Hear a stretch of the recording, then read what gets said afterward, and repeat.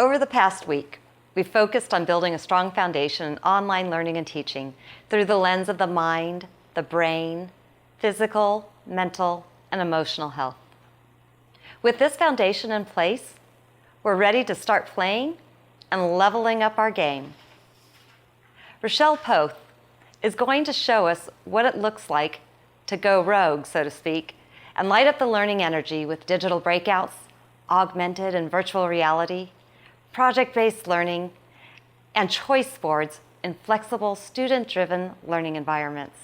Rachelle, thank you so much for joining us. We're really excited to have you here and to take that foundational learning that we've engaged in and give us either ideas for those folks who are like, I'm just stepping into this, what else is out there? And for those attendees and members that we have who are already in this space and want to have some fun.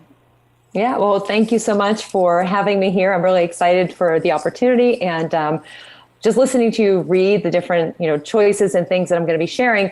The one thing that I hope everybody remembers is like, you don't have to do all of these things. It's about having a lot of different ways for students to engage in learning, especially now with, the changes with our schools. A lot of the ideas are meant to be done in the classroom, but they can also be done outside of the classroom as well. Definitely fun for students and educators, definitely fun for families to engage in some of these activities too. So hopefully, you walk away with a lot of ideas, and I'm just excited, and honored to be here with you. And I like how you mentioned, it's going to be a lot of ideas, but let's just pick one, right? One or two, and not biting off too much, because it's better to get good at one thing, do it really well and have fun, and then we don't get overwhelmed by it and we can enjoy it. And whether it's as a teacher, a parent, or a student, we enjoy it. Right. Absolutely. It can be an overwhelming, experience, but like just one thing at a time. Pick one thing, try it, see how it goes. And then if it goes well, then keep going, add something else. And if not, there's plenty of other choices out there. So, okay for me to share my screen? Yes, fantastic. Let's see what you've got. All right. So hopefully it works, right? You never know with technology. And can you see it? We can. Looks good. We're going rogue. We're going rogue. We're creating some chaos. I like it. Let's do this. We are, and that's kind of scary for some people to think about sometimes. Like, what do you mean? But for myself, as a teacher for many years, I was teaching the way that I had been taught, and I was afraid to try a lot of different things in my classroom. So that's kind of where this kind of idea came from about going rogue and making some chaos, because it can look a little bit chaotic, but a little bit about me and my background, so is I have been a Spanish and STEAM teacher.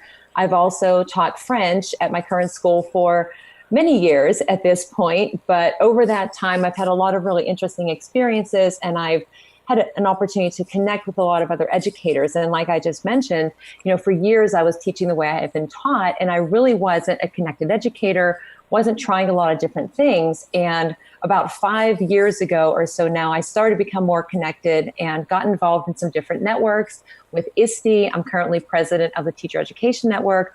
Started to connect with educators in some of the different ambassador programs like Bunsey and CoSpaces, Flipgrid, and Nearpod.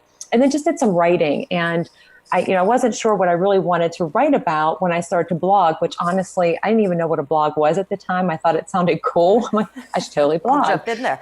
And then I found out and I thought, what would I write about? But then I started to just share what I was doing in my classroom, what my students were doing. And so all of this kind of came into play probably more so about 3 years ago, when I really had enough of what I was doing in my classroom. And I was noticing some changes with my students. And so that's kind of why I made the initial shift. So that's just a little bit about me and what I do. But the big thing that kind of changed everything for me was, and I found this on the internet, somebody had made it a meme, and people probably can figure out what the movie is, very popular. Mm-hmm. Engagement, right? We always hear about student engagement. And I don't know, what your definition of it would be, but for me, for a long time, I just thought if they were playing a game that looked like they were really excited about it, they're engaged, right? And I totally had that wrong. Right. Did some research and, studied a lot of things about my students, did some reading, and I found out students could totally be engaged without looking like they're so excited about the activity they're doing, or there's not really one specific look for it. And that was a big problem for me. And once I started to kind of work with that, it made things like totally different in my classroom. And I found this picture also, and I'll ask you, have you ever sat in a classroom, anybody that's, watching, have you ever sat in a classroom where everybody was lined up in rows, assigned seats, same thing every day? Right, and Tom Murray calls that the cemetery effect, and I think He that does. has been one of the greatest analogies ever, because it's so true. And you just watch these poor kids as they're trying to write notes. And I remember we used to make the little footballs and flick them at each other when we were in school, and that's what we were engaged with, right? Not the learning, because Right. it was not super exciting. We were having way more fun doing that. So we know this doesn't work. And Pam, the one thing that I want to mention when you said Tom Murray, that's exactly what I was thinking about when I found this picture. One, in the book that Tom and Eric Sheninger had written, Learning Transformed, they had a number in there. When I read it, I was like, wow, it was 11,700 hours that on average students in K through 12 spend sitting in seats like this during that time. And if you break it down, it's 487 days. So if I tell you that right now where you are, you cannot move until the date, July 27th of next year, how do you feel? I feel like I want to start moving and scooting around in my seat right now. I know. And for that, and the other thing too about this picture is like, I look at it and I think, well, maybe they are engaged, and then you think maybe they're just really thinking about it. So it's interesting, the different perspectives, that when I tell people you can't move for 487 days, it's like, no, that can't happen. So this is what my classroom used to look like on the right. And I did have them lined up in rows. I taught from the front. Really, it was hard for me to reach my students around the back of the room. If they had questions, it was hard. And then one day, about 3 years ago, about literally 5 minutes before my students were coming into class, I looked at my room and I just had it. I can't take it anymore. I have to change something. And if you can tell by my desks, they're connected. So they're pretty big. There's not a lot of ways you can move them around. So I just kind of pushed them in every direction that I could. There was no order to it whatsoever. There were groups of 2 or 3, and sometimes I think 4. The bell rang, the kids came in, and they were like, what happened to this room? And I said, I don't know. Just, I couldn't take the rows anymore. And they said, where do we sit? And I said, wherever you want to sit. And so that was very uncomfortable for me at first, but it took a little bit of time to kind of, get into like a little bit of a groove or some kind of a routine that wasn't a routine, if that makes sense. But it made this big difference that 5 or 6 days later, students were coming in and saying how much they had already liked class better than the prior year. And I'm like, well, what's different? And they had that chance because of the activities I was doing to interact with their classmates. Plus, I was able to move around and interact with every single one of them every day. And so huge difference that I was seeing just over that short period of time. But this is kind of what brought about all of these changes for me when I started to think like, what can I do differently in my classroom? So my goals when I did this is thinking about, how can I give my students experiences? Now, teaching Spanish, I know that they're not all going to go on and become Spanish majors or 10 years out of high school, remember all the Spanish that I taught them. So I wanted to focus on what can I do to help prepare them for the future, also preparing them for now because they need these skills too. And so these are just some of the things that I started to process in my mind when I was thinking like, how can I get away from teaching the way that I had been taught, which was very structured for years. It was the worksheets and the homework and everything. And the sit day and after get. day. Mm-hmm. It was the sit and get. And students would ask, can we do this? Can we try this? And I would say, no, we have to do it this way. And thinking back on that now, I think, why did you do that? If you could change it, but I didn't know any differently at that time. And so they, when they say like, when you know better, you do better, you keep making progress. And so that's kind of what brought me to this whole idea of like going rogue. If that makes any sense at this point. Well, and that makes complete sense because as a teacher too, I remember feeling like I would get in trouble if I didn't have my kids in rows. And I remember, that point where much like you, it was like, oh my gosh, we can't do this anymore, right? My poor kids, and I was teaching intervention level students. I'm like, this is not working for them. And I remember hearing at the time there was that, there'd be feedback of like, oh, that classroom's out of control, right? If it's not a quiet in your row classroom. And we've learned so much about student engagement, and we know that the conversation, the activity, and the movement is when a lot of that learning is happening. in this today, I'm going to share, I came up with a lot of different ideas that you could do. And it comes down to, I mean, there's many more options out there, but I tried to categorize them into concepts that people could think about. And again, not that you have to do every single one of these. I've done these with my classes in the physical classroom, but they can also be done in the virtual space, especially now when we're looking at remote learning, or even in the future when you want to try things that give students opportunities to not just connect in the classroom with their peers, but to do things around the world with other classrooms and make globally connected learners is what I've also tried to do in my classroom. So these are the 10 that I will go through. And if anybody, and I should say this, and I'll say it again too later, is if you have any questions, feel free to reach out to me, email or on Twitter. If I don't know the answer, I will connect you with somebody that has the answer or find a resource for you. But hopefully you get some great ideas today, have some fun, and here we go. Are you ready, Pam? Good. Let's do this.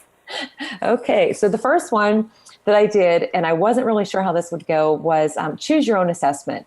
And I started that, I think, with like my Spanish 3 and 4 classes, and you can do this with any class, any level, but I gave them a list of probably 10 or 12 different ways that they could, represent what they were learning and how they could practice. And so one of the students actually came in one time and had created a project using, I think it was iMovie, and I didn't know how to respond. They said, I have my movie. And I said, what does that mean? They said, I made an iMovie. And I had never used iMovie. And so they just decided that they'd gotten an iPad. They wanted to make a movie. And they put all of the requirements of the project into it, but it wasn't the way that I wanted them to do it. Not the traditional, right? Here's what I'm asking for. Yeah. And so I thought, okay, like, what do I say? Sorry, you did it wrong and not graded. They put the time into it. And for me, it was a great learning opportunity because I got to learn about iMovie, and then I could ask questions. And then we're looking at building relationships with students. We have so much to teach them, of course, but they have just as much to teach us sometimes. And I learned so much from my students that giving them the opportunity to kind of come up with these ways that meet their interests and their needs makes a big difference. And so it can be scary to do that, but just some other ways you can do this, projects for years. Maybe you've done these on your own too in your own classroom, or as a student, everybody had to do the same project. Mm-hmm. And I totally get why, you want to have structure, people to follow the directions and all of that. But a lot of times it's nice if you have that structure, but then give students the opportunity to decide how they want to represent that. Do they want to draw? And it doesn't have to be technology, right? Right. No problem with that at all. High tech, low tech, no tech, doesn't matter. But letting them find the best way to represent that. And what I've found is I learn a lot about the students, and it also gives me a lot of new ideas too. For years I was relying on the methods that I'd use, and I just figured what worked for me works for everybody else. But that's not the case. So some of these, may work really well for you and your students in your classroom, and some you might try and think, well, that didn't really go that well, but there's plenty of other ideas out there. And another one that I found to be really helpful too is just like conversations, asking students to give you a quick, for my class, for example, if they've read a story, have them just summarize it or just ask them questions, and having those conversations. It's good for you to have that time together. Those interactions are important, but also to, have a quick way to assess them that's not like a test or something that's like a tangible product. Like, it doesn't always have to be something that's like, you can see it. Have those conversations. I did have students make a video, and I can even share that later on, but it was awesome. They set it up, and I would play it now, but we're just getting started. So if we have time later, I can always go back. But they did a cooking show, like a Good Morning America, here's a cooking show. Oh, very nice. Yeah, had props, everything, and it was awesome. And so that was just, a few of the ideas that they did. Also, and what a great use of vocabulary in a meaningful way. Right? Oh, yeah. Right, because, we all learn. I remember taking my Spanish class and my textbook and being bored to death. And, how do I sneak out of here? Because goodness gracious. But now, if I'm cooking and having to actually use the vocabulary, it's very meaningful, hands-on, and multisensory. Another one that is really good, especially now with remote learning, is doing a hyperdoc. And have you ever done a hyperdoc, Pam? Yes, right. And I think hyperdocs are magic, and the hyperdoc gals are going to be our fall Q keynote speakers as well. So very timely and a really good transition to upcoming Q events. I love it. And that is exactly how I learned how to do a hyperdoc is I went to their book, I looked at their video, the website, there was so much out there. And the nice thing about so many of these ideas, and even when it comes to technology, is like, we don't have to start from scratch. And I think that's one thing that's kind of scary for teachers, especially now, is thinking like, where do I begin? But there are so many resources out there that are already created that maybe you take and you just use it as is, or maybe you take it and you just make some slight change to it to make it fit, your grade level or the content area.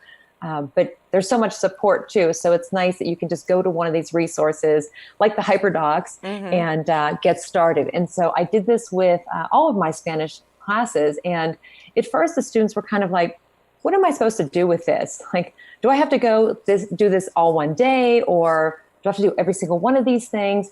And, the first time I did that, I was not totally sure what I wanted them to do. And I said, it's supposed to be for you to kind of work through it on your own. And I'm here if you have questions, of course. But the idea was, for them to kind of work through it and choose some of the activities and just go through the step-by-step process. But before I did that, I did actually show them a video about like, what are hyperdocs? Because I think it's important for them to understand and not just because like, we're doing this because I say so, or because I think it's the best thing ever, but this is what the purpose is. And, I share that, and I do have some videos, and I have one here too also, and I can put that in the resources, but lots of different ways to do it. There's not one right way that's the best way. It's very flexible, but this was just, the basic template that I picked. Another good resource besides the hyperdoc ladies is Steve Wick on Twitter. If anybody knows Steve, he is amazing. And he's actually a member of my leadership team with the ISTE Teacher Education Network. And he has a ton of resources. So if you follow him, he has a lot of information that he can share. And getting started with hyperdocs, very easy. So looking now, when we're talking about, remote learning, if you want a place where you can share links for students to go through and just in one space without having to send a bunch of different links in all kind of different forms, that would be the way to go. Now, I have had some educator friends tell me how they've used Buncee to do the same thing, the same type of activities, except they've put it into a Buncee presentation. And so I do have an image on the screen where you can see there's a prompt of what the students are to do. And then the teacher hyperlinked using one of the pictures or the emojis or the stickers to the different place where the students would go to look up information. And then in the end, they would create a Buncee presentation to share what they had learned. And I thought, that's awesome, because you can pull in all of these other elements of it, and it doesn't have to exactly fit that one mold or that one template. Like, you can make it however you want. Add a little more creativity and personalization to it. Absolutely. And it's when I found that out, I thought, that's awesome. I had so much fun kind of clicking through to see like how it did work, and very visual for students too, and very engaging for them as well. So hyperdocs, great choice, especially for now with the remote learning. And another option that is out there, and I've seen a lot of these being shared lately too, is choice boards. And I really had no idea what they were when I first started to use them. I saw and I was like, I kind of understand this. But the first time I did it, I didn't do it using hyperlinks. I just drew it on paper with my handwriting and handed it out to students for them to do. Have you ever done a choice board? Yes. Right. And it's such high engagement with kids because choice and voice makes such a big difference for that level of buy-in. And, I own part of this personally. Right. And when mine did it, I tried to explain to them the whole Webb's depth of knowledge, and I had it on the board and explained it because I wanted them to understand it, but I was also new to it, and I was trying to learn it myself as well and kind of like see it in action with them. But when we did this, sometimes, they weren't using technology. They were using paper and maybe taking vocabulary and creating a word search or a crossword puzzle or drawing a picture and writing a description of it in Spanish. But what I found is when they created just those, no technology on paper with color pencils and markers, those materials they created, I could then display in my classroom, or I could have other students look at them and use those for kind of like a reverse teaching tool. So it wasn't anything that I kind of set out to do, but you just started to notice some things happening. Also, my students that year, I was teaching Spanish 3, 4, and 5 in the same class period. Oh, wow. And that's why this came into it. That's why a lot of these things also came to be, because I had to find a way to interact with my students when a lot of the time they weren't in class. So there were 17 of them, And we did a 6-day rotation. And on many of those days, there was only one day where all 17 were there. The rest of the time, I had students who may be in class 3 out of the 6 days, 2 out of the 6 days, or whatever variation. And I had to try to find a way to make it work. And so some of the things that I did, one of which was the choice boards, because even if the students weren't in class that day, they could still work on this activity and they could still be involved and they could share with their classmates as well when they came back. And so it made a difference. I was really trying to figure out, like, how am I going to teach this class, which is not like your typical format structure or anything. And it was a fantastic year because I got to try a lot of these different things with them.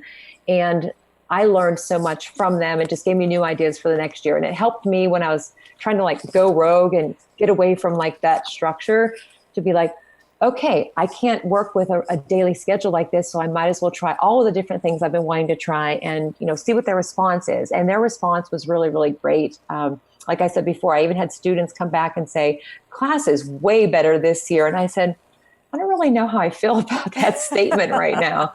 Because you think like, what did you think of it last year?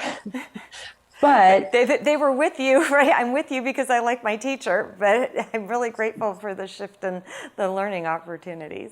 Right. And so I thought, well, but we need that feedback, right? Like, so the students need our feedback. We need that from them as well. And sometimes, it's like they're truthful, which I appreciate. But when they were coming back and telling me why they liked it, they even at the end of the 1 year, one of the students said, I feel like we're this like learning family. Like, I feel like I have this whole support group. And that was like a big sign for me that it was working and it was doing more than just like teaching the content. It was building those skills that they need. And I was seeing like different collaborations with their classmates happen. And it was awesome to be a part of that. So I was glad, it was a relief because that first day I'm like, I don't know how this is going to go. And that's really powerful, Rachelle, to have a student come back and say that you created a learning family within that classroom structure. Right. Yeah. That's an incredible compliment to the type of student first environment you created. Yeah. And it's not like I said, we're going to form a PLN and explain that to them, but that was just, what they said. And at the end of the year, I went, wow, that is really awesome. So I was glad to hear that. So we've done a lot of different things and had a lot of support too, along the way, like some of these educators that you'll see their names on here and others that I'll mention, just to show you that like people are willing to help. All you have to do is reach out and ask the question. You could find the support. It just, you have to be connected. And for me, for many years, I stayed isolated and that was a problem. And now that I know better, like definitely trying to get out there and share and learn. And a prime example of that is I tried to do Genius Hour in my classroom with my students and didn't really know too much about it. And so just to recommend for anybody that's interested, John Spencer has great videos that he puts out, one of which I did show my students and I have that linked in the resources, but just a very short sketch on what Genius Hour is. Don Wettrick wrote a book, Pure Genius. I read that, fantastic book. And he actually did a Skype call with my class one time to kind of talk to them about ideas of Genius Hour and project-based learning. And it was amazing, for my students to get to hear from another teacher and to hear how like his class and his students were working on things in their experience. So Genius Hour basically is like you give the students an opportunity to like share their genius, something they're excited about, something they're learning about, explore a passion. Some schools, some teachers might have time set aside where maybe there's like 1 day per week where students are just working on something they're interested in, and then they have like a share out. There's lots of different ways to do it, but the idea is just to give students that opportunity to, what are you interested in? Maybe it's sports, maybe it's foods, maybe it's, reading or movies or anything, but find a way. For me, for Spanish, I always said, just find a way to connect it to the culture or the language somehow, make comparisons and share. So we did this, and even another example somebody shared with me, they had students talking about, things around the world, like idioms or different practices or anything, and they had them create a Bunsi. And I'm like, I love the different tools. So there's not just one format that's the end result, a product, which students are used to being told, like, this is how it has to look when you're done. And it's nice that we can give them, those different choices and opportunities to do. And what a skill to give them as well outside of school, because one of the things that we inadvertently teach students is that in life, right? There is a right answer, and you can get that right answer or model from somebody. And the reality is that for their generation going out into the workforce, being creative and being critical thinkers is going to be more important than ever. So modeling every answer ahead of time or having everybody create the same project is going to create challenges for them down the road. Absolutely. I totally agree. And what ties into what you were saying, and also kind of with Genius Hour as well, is project-based learning. And I know this is another thing. I've been wrong about a lot of things over the years. Haven't we this all? is one, oh my gosh, somebody probably 10 years ago said, do you do project-based learning? And I remember starting this with my classes and having them get their notebooks out, write down the different components and elements of project-based learning, showing a video, showing the templates, giving them definitions, very structured. Yeah. And I didn't know if that's the way I should do it or not. But part of it was reinforcing it for me, but I wanted them to understand each step in the process. And we went through it. And, there's lots of ways that you can do this. You can have the class focus on a theme together. You can have students work in pairs or whatever you want. But for me, when I did this in Spanish 3 and 4. And I decided that at that level, I wanted them to explore something on their own. I wanted them to have that independence. I also had a little bit of that same kind of scheduling where they weren't always in the same, the class at the same time. Mm-hmm. And so, if anybody has not done PBL, a lot of times people will look at it like, even Genius Hour, you give them that innovation time, or like Google would do the 80-20, 20% time. And so my students were kind of comparing all these. And they said, so we could do we'd have one day to ourselves, and then the other 4 days in class are the regular Spanish days. I said, well, that's what we're going to decide. So they decided that Fridays would be the day for them to work on PBL. Mm-hmm. And I let them choose their topics. And when we went through it, like I mentioned, Dawn, I reached out to him on a Sunday night and I said, I was wondering if maybe sometime in the next month you could do a Skype and talk to my students, because they're really struggling with what do I look for? How do I do this? What do I create? And he wrote back and he said, sure, how about tomorrow morning at 10? I was like, okay. That's not what I was expecting. And yes. I know. And it was like, that's awesome. So I hurried up. I emailed the principals. I emailed, the student parents. And I thought 10 minutes. Well, he ended up talking with them for the full class, showing his classroom, asking questions to my students. And it was unbelievable. Taking that time. And it made a huge difference, definitely for me, because, I didn't have all the answers. So they went through and explored all kind of different topics. And throughout the year, we kind of built upon that. We used different technology tools to kind of connect them with other classrooms, which I don't know if you ever had a pen pal. Did you ever have one in high school? Oh, remember back in the day, right? Yes. Waiting for 4 to 6 weeks, hoping that letter would come back. Once yours got to wherever it was going. But now we have the technology and we can connect so easily. And, assuming all access and everybody has that, there are ways to do it. And so what I did is I connected through Edmodo, found a classroom in Argentina, and just started to build over the year. And so these are just some images of tools that we used. They had a safe space in Edmodo to have conversations. And then about a month later, I used Flipgrid. And so students were asking questions to the students in Argentina about their different topics. And they could look things up in a book. They could see a video. I could tell them things. But when students actually were presenting, they were saying I was able to learn in a way that it didn't compare to anything else I've ever done. I was able to actually ask a student who's in school in Argentina, what's it like to be a student? What are some of the things that are challenging for you? What's it like at home? What are your activities? And I was blown away by it, just watching them present.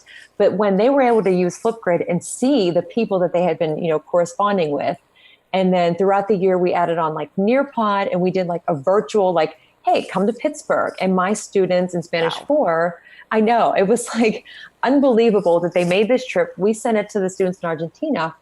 And then the same thing with Bunsey. My students did an about me, this is what it's like to live here, and sent it to them.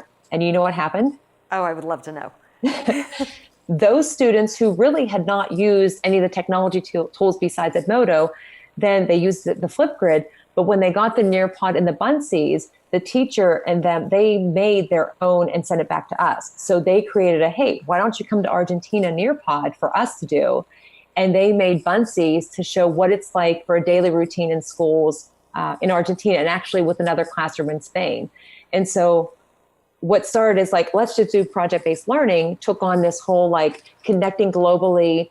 My students were really invested, like the topics evolved over time. Some of them ended up just doing projects, and you could kind of hear it when they present, like they didn't sound excited. They were reading whatever they had on the screen.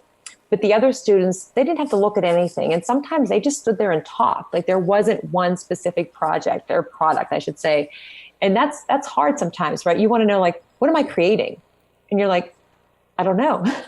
See where your learning takes you. And but I don't know. It was a really great experience, and it's something that we've done ever since then. And for anybody getting started, I definitely recommend the PBL works. And for a time now where you're looking at remote learning, like, is there an opportunity that you can have your students do project-based learning or even Genius Hour and create something on their own that they're curious about and that they can explore and then share with you and the rest of the class? I think that would be a really interesting way to kind of proceed moving forward. And one of the things that you said earlier that was so interesting, Rachelle, was that each one of these, as you started, you weren't an expert in. You had just kind of gotten a surface level overview of what it was all about, but you weren't afraid to just jump in with the kids and say, hey, this is what we're doing. And even applied your learning process and modeled how you learn by, okay, we're starting out by taking notes, and we're doing this in a very structured way because you, as a teacher, were learning it right alongside with them, which I think is so powerful. They get to watch you learn, and also the fact that you didn't let that hold you back. You're like, this is something that I can see, I know is going to be great for student learning, and so we're just going to go. We're going to do it. Right. Yeah. And the best part too is I've taken students to technology showcases over the years, and the one where I think it was the first one after they had started doing the PBL, they did a presentation on it, and the one said, apparently PBL is like the thing now to do. So we've been doing this, but just hearing them speak about it, and getting their perspective, like, it's so interesting. It's one thing for me to say, teachers, you should do this because, but when students come back and say, like, I like this because it helps me to do this, or this makes a difference in what I'm learning because, that's when it's powerful. Now, the other things that kind of ended up happening when I made those changes in my classroom, and I bring them in here just because, even though right now many schools are not in that same, the physical classroom space, and I don't know that any are at this point, too many, at least here, Same students, here. It's like, what do you do? But when we are back in the classroom and I had those desks all scattered about, I thought about doing stations, and I really had no clue about what to do. I just, tried it out, and I created different activities. But after I tried it the first couple of times, then I knew that Catlin Tucker had written about it. And so I do recommend that if you're looking for a great resource, go to Catlin Tucker's website. The image that's on there, I got from hers. And so there are different ways you can set it up. Specifically, like if you have students do like small groups, and if you have the teacher like interacting with them, this has made a big difference in my classroom. So just some of the pictures, you can take a look and see the different activities, and of course the spaces that the students choose. I don't know. What do you think, Pam? Would you lay down on the floor too? Yeah, I would absolutely lay down on the floor. And I will say I've done that with students, both as a teacher and an administrator. I was that principal and that superintendent along the way. So much learning happens when there's an emotion tied to it. And so if there's an element of surprise or relationship, that learning sticks much more, right? And that's what students will come back with, right? I remember that time that you, or there's something within the routine that resonates, right? We used to always do this, and it created some type of emotion, whether it's safety or joy, sadness or shock. But that's when the learning takes hold. Yeah, and the one other thing about this too is like talking about going like chaos and moving things around. So it doesn't always go great the first time or the 10th time that you do this, right? Things, the timing of it can be a challenge to set up the timing if you want the students to rotate. And so what I found is like, sometimes, the hands-on activities may take a little bit longer. And so my way of working around that is I had a couple stations in the center that if students needed a little bit of extra time, they could just kind of shift there. Or if students finished activities, I had other things set up. Sometimes it was kind of messy because like in the one picture, I had students cut out all of these pieces of paper, and all 4 groups did something different with it. It was just verbs and pronouns, but they all created something different. I had them glue them on paper, and then we just used them in the classroom. And it was just interesting to see the different interactions and how they work together. And sometimes, I got so used to being the one to answer the questions. Like they'd say, how do I? And I would answer so quickly, like taking that opportunity away from them to think through it. Yes. I mean, you have to be flexible, but it also, it gives you that opportunity to like move around more. And like I said, it is tiring, but it's good because you have every single day that time to connect with every single student. And I remember, like if one of the students, if I felt like I didn't talk to them enough, I would feel bad.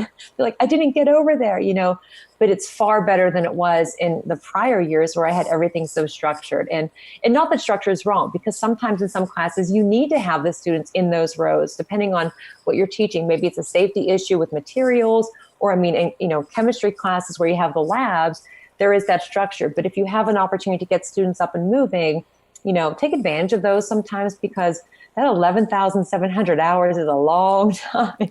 That is a long time. And we do know that structure and consistency is important for students, and it's important for us as human beings. Yet within that structure and consistency, it's the stations are the structure, right? They just have more flexibility in them, and they are consistent. It's the PBL is the structure, and there is consistency in that. It's knowing ahead of time, right, what the structures and the flexibility and the parameters are to keep things moving forward. So we talk about it being chaos, and we talk about going rogue, but what we're really doing is we're saying we're changing the parameters of the structure and consistency as part of the learning process. That's what we do, right? We got to show the students, like, I'm going to take this risk, and you go, well, that didn't really go like I thought it would, and so what are we going to do about it? And then pulling them in too to kind of problem solve and think like, how can we do that better? Like, what can we do differently? And that's fun too, because they come up with a lot of really interesting ideas as well. So Another idea, have you done a breakout? Now I have not done a breakout, because breakouts became a thing after I was no longer in the classroom. So tell me and us about breakouts. Well, there's the box, the breakout box. And I remember when I first did one, I got really frustrated because I was glad to be a part of a team. It was actually in Washington, D.C. I was at Ed Camp Global a couple of years ago, and that was the first experience I had. And Adam Bello was actually there for it, so it was really cool. And we were trying to do it, and I'm like, oh my gosh, this is kind of frustrating. But you weren't doing it alone because you had the team. And so working together, problem solving, critical thinking, being creative, whatever it was. And so you had that physical box, but then people started to come out with all the digital breakouts. And, there's lots of different ways that you could do this. And even on the Breakout EDU site, there are tons of resources there. And if anybody knows my friend Tisha Richmond, she has made so many different breakouts over the past, probably a year and a half, if not longer now. And even when we go to conferences, she'll have her like breakout boxes. And I'm like, that's a lot of stuff to carry. But it is fun, and it's a good way to build those skills. And so I did do the regular one in my classroom, but you can create, especially now, digital breakouts. And I did see on Facebook, and somebody else shared it, I think maybe even on Twitter, somebody made one. And if you can see it here on the bottom of my screen there, the Hogwarts. Did I even say that right? The Hogwarts. Yeah. But somebody made that, and they've been sharing it. So I don't want to say they're easy to create, but they can be easy to create depending on how many locks and things you want to put into them. But the first one that I made, I think I worked on it over a period of a couple of weeks because I wasn't really focusing on it a ton. I was doing other things, but wanted to kind of roll it out. So I made it for my Spanish classes and had like 3 and 4 digits, and I had letter locks. So the idea is you give them a website or something to explore, look for clues. It could be a video that they watch, and then you ask a question, and then they have to kind of work through all of those locks to kind of break out. And I know when I did the one with my Spanish students, I kind of messed up on one of them. And they couldn't solve it, even though they're like, this is the answer, Mrs. Poth. I'm telling you, this is the answer. And I went, well, I'm not sure. And I felt really bad for doing that. But it was the first time I did it. But then over the holidays, one time I found some, and my students really enjoyed doing them so much, in fact, that I had a student create some for our class, which was awesome. About application and synthesis of learning. Yes. And I loved it because if you ever played Kahoot or something like that, when they came out, everybody's like, oh, we should do this all the time. You're like, I don't have time to make all of these. But when students can create, I mean, all of these things, like even with technology tools, like students can create, but having the students create a breakout totally can be done. And she was, I think, at the time in 10th grade, and just made, it wasn't this very extensive one, but it took a while for her to create, I'm sure. And it definitely took a while. I don't even honestly know if I ever solved it. I might have kind of given up a little bit, and I'm sorry to say that, but maybe I didn't. But it was fun to see the students kind of join in and create their own, but also to join together and kind of solve them and learn in the process as well. So you can totally do the breakout with the digital and the physical breakout. But whenever I did this in my classroom, sorry about that, I had my students did, well, let's just say it took a little bit of time because not everybody, they were kind of like going back and forth over a couple of the clues. But then when they finally broke out, because I had the timer on the board, it was, I think, with like 3 seconds to spare. So I gave them the signs that were like, yay, we broke out. They were very excited. But these were just some of the benefits that I noticed. And then I also asked them, like, well, what do you think about this? And we talked about it, and they said, well, that's really fun to do. Could we use this in our other classes? And I said, well, yeah. So they actually asked if they could borrow the breakout box to use, I think, in their math class. And then I forget which other class now. So lots of things you can do with it. And again, it's not like you have to create them. There are tons of breakout games out there for you to use. Reach out to anybody, even, in Facebook posts, especially now with a lot of the educator communities looking at the remote learning, go to, find and just ask, does anybody have a breakout I can try? But I will certainly share the one that I mentioned before for the Hogwarts. Another thing you can do is scavenger hunts. And have you used Goose Chase? Oh my gosh, that is a ton of fun, right? We've done this at the Q conference and had a blast.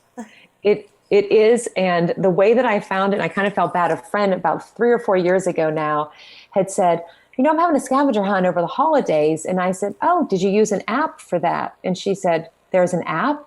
And I thought, it's probably. Of course there is, right? There's an app for everything. And so I didn't say anything. I looked it up and I found Goose Chase, and I thought, oh, that's kind of a great name for it. And I didn't tell her because she had made her own paper, the original traditional breakout. So I found this, and towards the end of that school year, I made one for my Spanish 2 and 3 classes as a formal review for our final exams. And these are just some of the pictures. And now with Goose Chase, they have all kinds of missions, which that you can take. And I just translated some to Spanish and made up my own. But it was a nice way to get the students up and moving and for them to practice, the language in a different way that wasn't worksheets or games or whatever they had been doing. Yes. And definitely at the end of the year, when we look at standardized testing or AP exams and all those things that come at the end of the school year, this was a lot of fun for them to do. And so that is one option that you can use is Goose Chase. But you have to love when you have friends and educators out there who are using tools and creating all of these different ways to use the tools. So Flip Hunt, if anybody has ever seen with Flipgrid, Kathy is amazing, and I recommend following her. Have you ever done a Flip Hunt? I have not done a Flip Hunt, and this just sounds like a lot of fun. Right. And so these are things like the scavenger hunt. Even now, I know in my neighborhood, there's families that are doing a scavenger hunt, just going on walks, and they have things in the windows. But these apps you can use. And so at TCEA last year, Microsoft had their Summit Academy the first day, and we had the Flip Hunt. So you use Flipgrid, and you have different tasks to do. And then you share by you doing like a video or a post to Twitter or, you take a picture or something like that. So Kathy shares this, and it's just a fun way for students, for anybody actually, to learn. So you can definitely follow her and see some of the examples. You look at the hashtag as well. But then last year, my friend Laura Steinbrink created one using Wakelet. And I'm finding, like with a lot of these tools, maybe the way that you initially thought of a tool that you're using was just for one purpose, but a lot of these concepts like the project-based learning, the Genius Hour, choice boards, all of those, you can probably find a way to use those types of activities with a lot of these digital tools that are out there. And so my friend Laura made a scavenger hunt using Wakelet. And I was thinking, like, how are you going to do that? But she has it here, and I have it shared in my resources as well if you want to check it out. And she's actually, for remote learning now, sharing a lot of her resources and running her class through using a tool like Wakelet. And you can do that with Flipgrid as well. A lot of different, I think even the breakouts have been added in there somehow too now, which is kind of really awesome. It really is. And the more I hear you talk, the more I hear about the power of being a connected educator as you talk about Facebook and you talk about Twitter and sharing ideas and connecting with other teachers, using tools in a way that we may not have originally thought of. Right. And the connected piece, it's like, I really wish I would have known, and you think about all the connections we have now, and it was bad enough that I was keeping myself, or if anybody who's staying, isolate, like make a connection, but keeping yourself kind of back. But when I think about the opportunities that I could have brought in for my students, that's what bothers me the most. So that's kind of what drives me to keep like looking for different ways and things that I can bring into the classroom to like not let that happen again, because I want them to have opportunities, and being connected is so important. But everybody here watching, they're all connected now because you're interacting on the Facebook, and we can interact on Twitter. So just put yourself out there and just start with one thing. Not necessarily all of these ideas at once, but just pick one of them.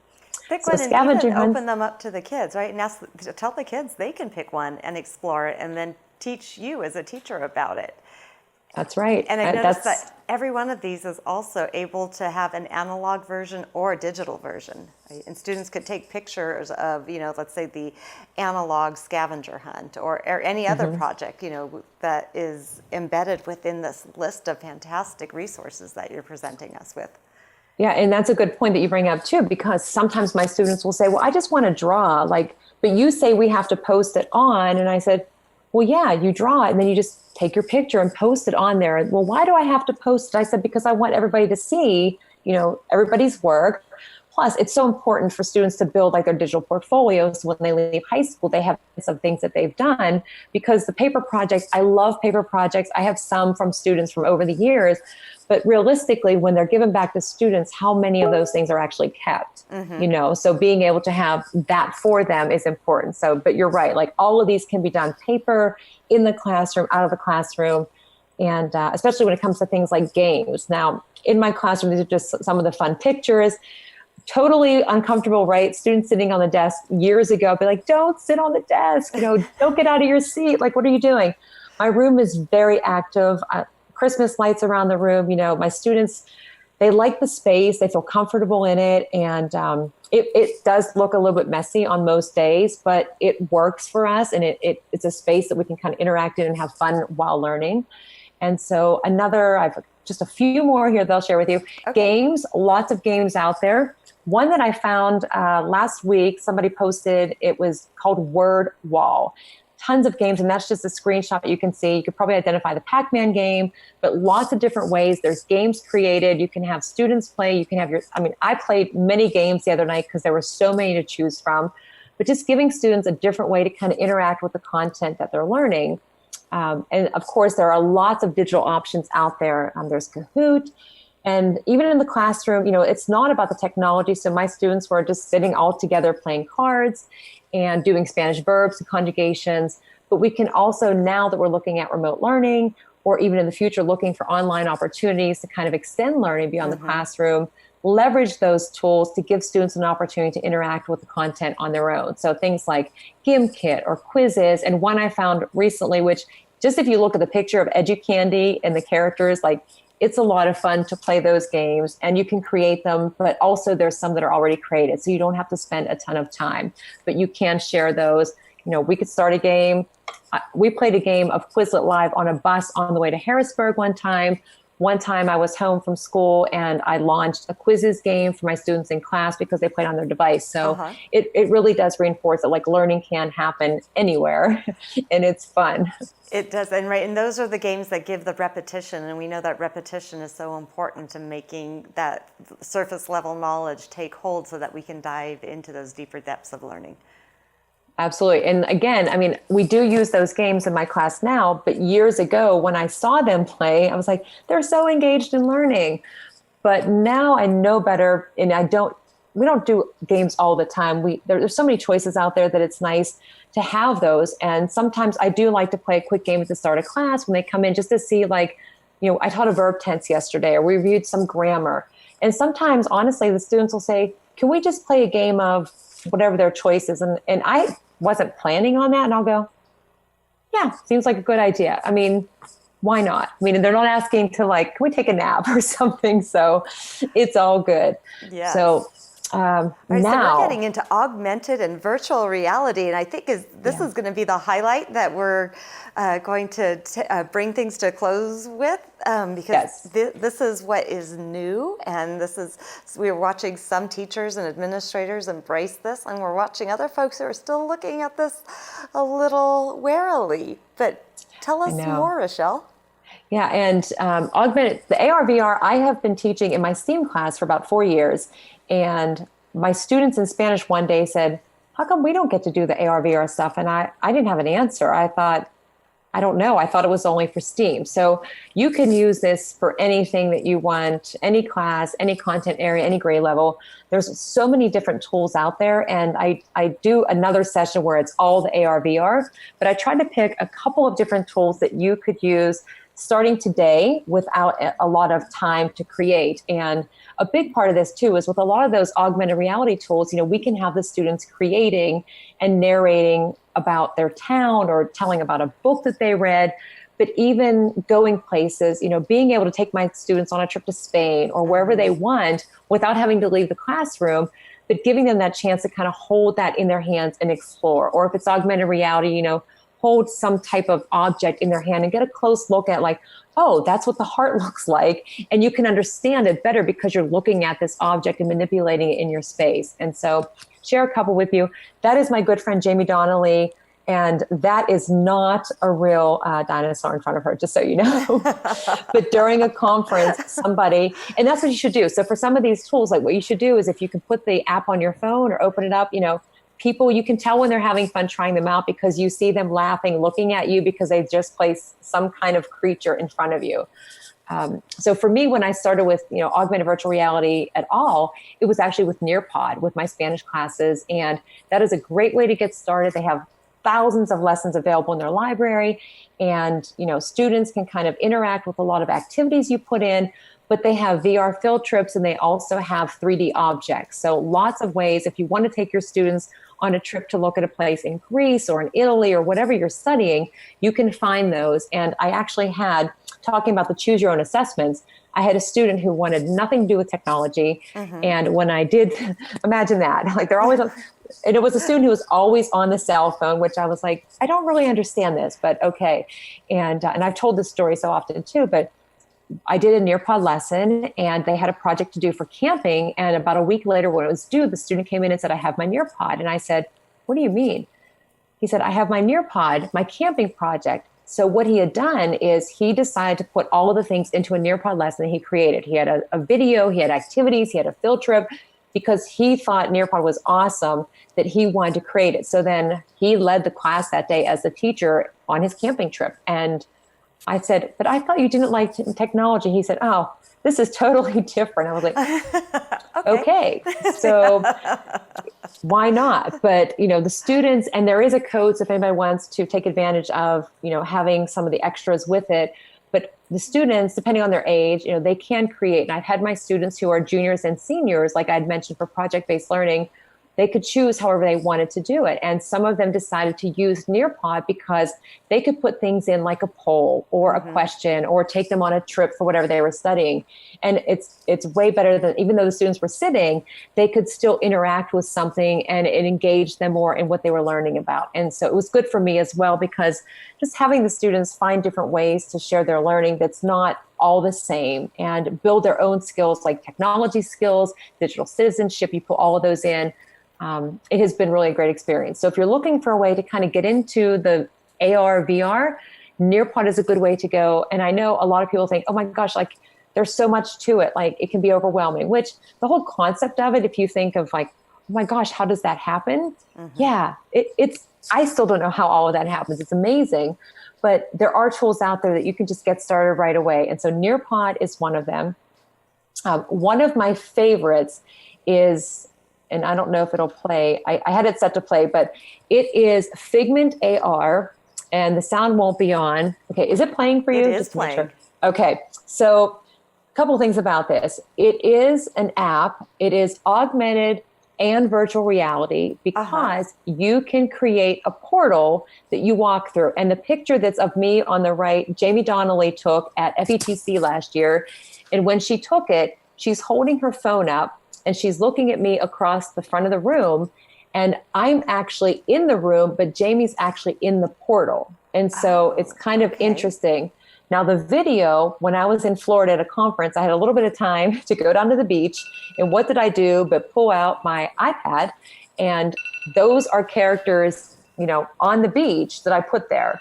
And so anybody can use this to create. Students could screen record, tell a story. He actually is doing the Michael Jackson Thriller dance, which is kind of fun. It's not snowing on the beach. So Figment, definitely one you want to check out in your neighborhood, in your house, have students tell a story. Very easy to get started with. Just have some fun creating with that one.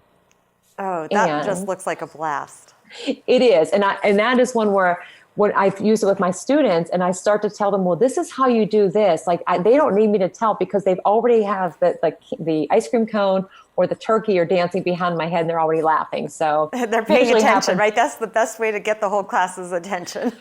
Yeah. No more flicking of the lights or that kind of stuff. No.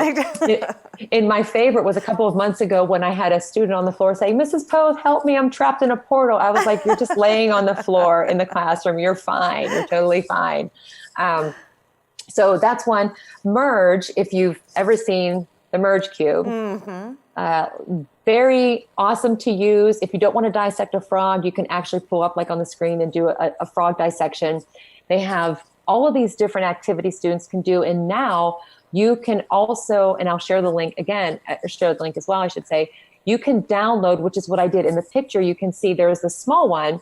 And then I printed out a real, the side, and I put together a large Merge Cube about 1.5 years ago, because we didn't have a ton of Merge Cubes and I wanted students to be able to interact with it. So I printed it, used all of the printer ink, but it worked, which was amazing. And so then what happened is 4 different students could actually interact using an app on their phone and just scan the different sides of it and have, whatever experience they wanted. So with Merge, the other thing about it, I should say too, is that it also recently has immersive reader.